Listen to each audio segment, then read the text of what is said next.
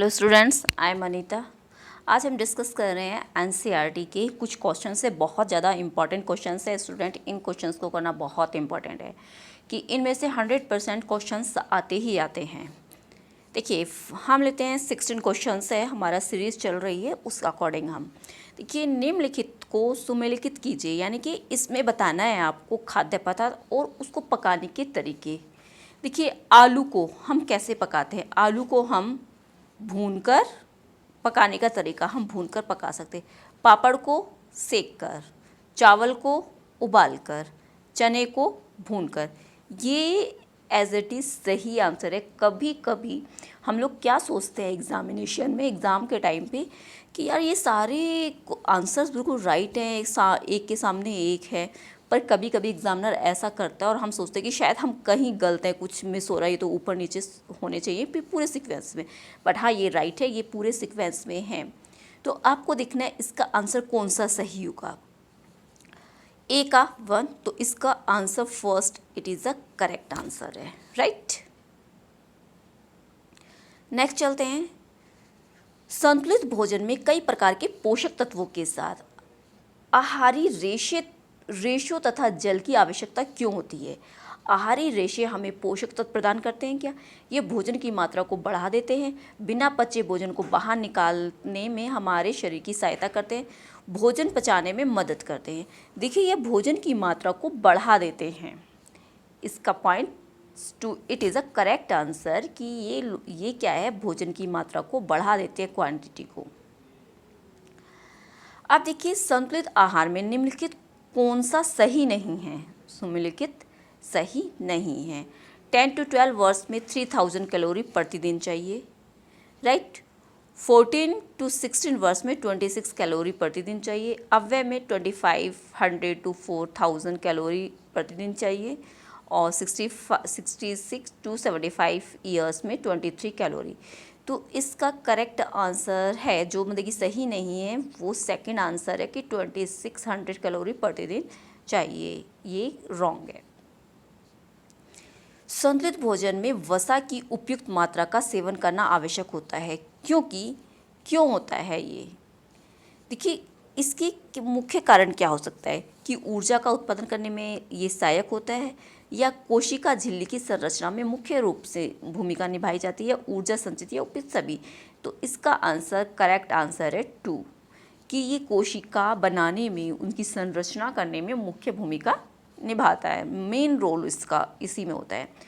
निम्नलिखित में से कौन से कथन मिड डे मील के विषय में सही हैं। ये वर्ष 2004 में भारत के पूरे, देखिए ये बिल्कुल सही है फर्स्ट, कि मिड डे मील के लिए ये 2004 में पूरे भारत में लागू किया गया था। इस योजना के अंतर्गत सभी सरकारी विद्यालय आते हैं, ये भी सही है। इसमें प्राइमरी से लेकर उच्च प्राइमरी तक के बच्चों को शुल्क के साथ भोजन मुहैया कराया जाता है। जी नहीं, ये आंसर शुल्क नहीं लिया जाता, इसलिए A B it's the correct answer. अब हमें देखना है ए बी है किस में। देखिए, ए बी फर्स्ट ही आंसर, इट्स करेक्ट आंसर इसका, राइट। नाउ, इस क्रिया में भोजन छोटे छोटे कणों में टूटता है। ये क्रिया मुख से आरंभ होती है। देखिए, भोजन जब हम खाते हैं, मुंह में एक कोर जाता है, तो वो हमारे मुंह में जाता है और वो क्रिया आरंभ हो जाती है। तो होकर आमाशय और छोटी आंत तक होती है। वो क्रिया क्या, आमाशय में होती है, फिर मुंह में होती है, फिर आमाशय में, फिर छोटी आंत तक कंटिन्यूस का प्रोसीजर होता है। उपरोक्त कथन पाचन तंत्र की किस क्रिया का वर्णन करता है।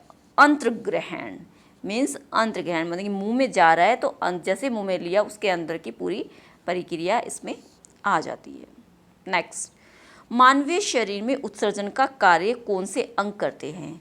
देखिए, उत्सर्जन का कार्य फर्स्ट फेफड़े, त्वचा एंड मलाशय। तो इसमें options A B and D, first answer is correct answer. निम्नलिखित को सुमेलिखित कीजिए। देखिए, वक्रक का क्या कार्य होती है, यूरिया। मलाशय अपचित पदार्थ, यानी कि जो हमारा अनवांटेड भोजन जो हम सुबह सोच के समय निकालते हैं, वो मलाशय में अपचित भोजन जो होता है वो बाहर उसको निकालना।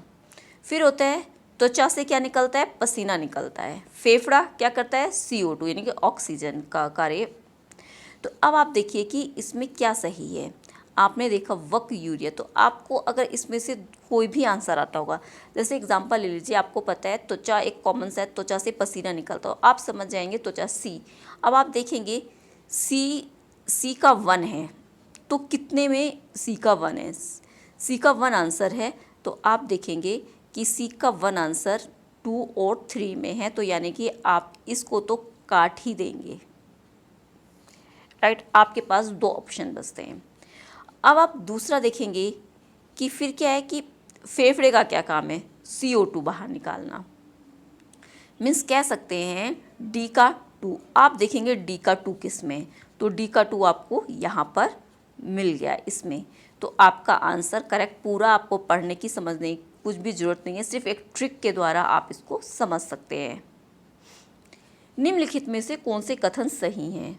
देखिए, सेब और आंवले को मुरब्बा बनाकर लंबे समय तक रक्षित किया जा सकता है, यानी कि काफ़ी लंबे समय तक हम इसको मुरब्बा के रूप में इसका रूप परिवर्तन करके रख सकते हैं। अब आप बताइए, प्याज आलू लहसुन को नमी में रखा जाता है क्या? नमी की जगह रखे जाते हैं? नहीं भाई, वो ख़राब हो जाएगी, वो ख़राब हो जाएगी, तो इसीलिए ये गलत है। चने को भून कर रखा जाता है काफ़ी लंबे, अगर चने को भून लो तो काफ़ी लंबे समय तक। तो ए और बी करेक्ट आंसर है। अब हमें देखना है कि यहाँ पर कहाँ है ए और बी। फर्स्ट ही answer it's correct answer. Next चलते हैं। दूध का पाश्चुरीकरण कैसे किया जाता है? बताइए। 100 सेल्सियस पर 15 मिनट तक, 90 सेल्सियस पर 5 मिनट तक।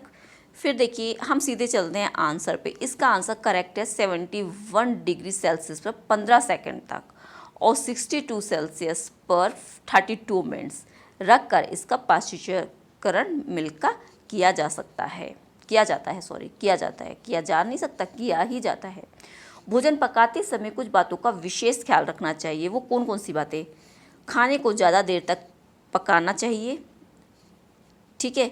खाना सदैव ढककर रखना चाहिए। खाना पकाते समय पानी का कम प्रयोग करना चाहिए। आप बताइए कि आपका ऑप्शन इसमें कौन सा सही होगा? आप किसको ज़्यादा अंक देना चाहेंगे? क्योंकि ये तो आप खुद भी देखते ही हैं, खाना भी पकाते हैं। तो इसमें देखिए, इसका आंसर मेरे हिसाब से ए, बी एंड सी ज़्यादा सही है, क्योंकि खाने को ज़्यादा देर तक पकाना चाहिए, बिल्कुल ऐसे कच्चा ना रह जाए, राइट। फिर खाना सदैव ढककर पकाना चाहिए, हमेशा खाने को ढककर पकाना चाहिए, कुछ उसमें गिर ना जाए, राइट। खाना पकाते समय पानी का कम प्रयोग करना चाहिए, ठीक है। तो ये भी करेक्ट है कि खाना पकाते समय पानी का कम प्रयोग करना चाहिए। तो answer number 4 it's correct answer हमारा जाता है। अब है, निम्नलिखित में से कौन से सुमेलिखित नहीं है? देखिए, महाराष्ट्र राज्य, वहाँ के राज्य और व्यंजन की बात की जा रही है। शाक पूरी ये महाराष्ट्र में चलती है। राजस्थान में मलाई घेवर, राजस्थान का क्या फेमस है? मलाई घेवर। झारखंड में मैसूर टेगा यानी कि मछली। त्रिपुरा बेरमा मछली।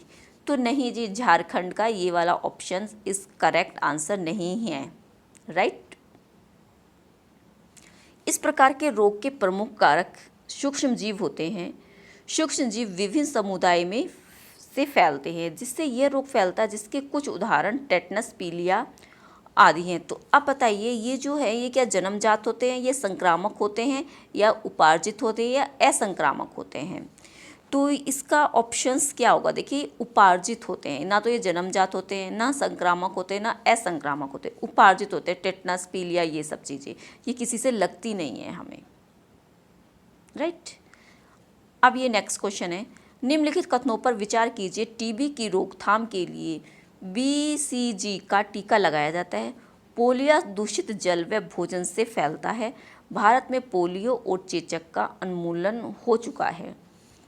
आप बताइए, इसका आंसर टीबी की रोकथाम के लिए BCG का टीका लगाया जाता है, क्या ये सही है? पोलियो दूषित जल व भोजन से फैलता है, और भारत में पोलियो और चेचक को उन्मूलन हो चुका है। देखिए, B and C it is a correct answer. इसका answer 3rd is correct answer.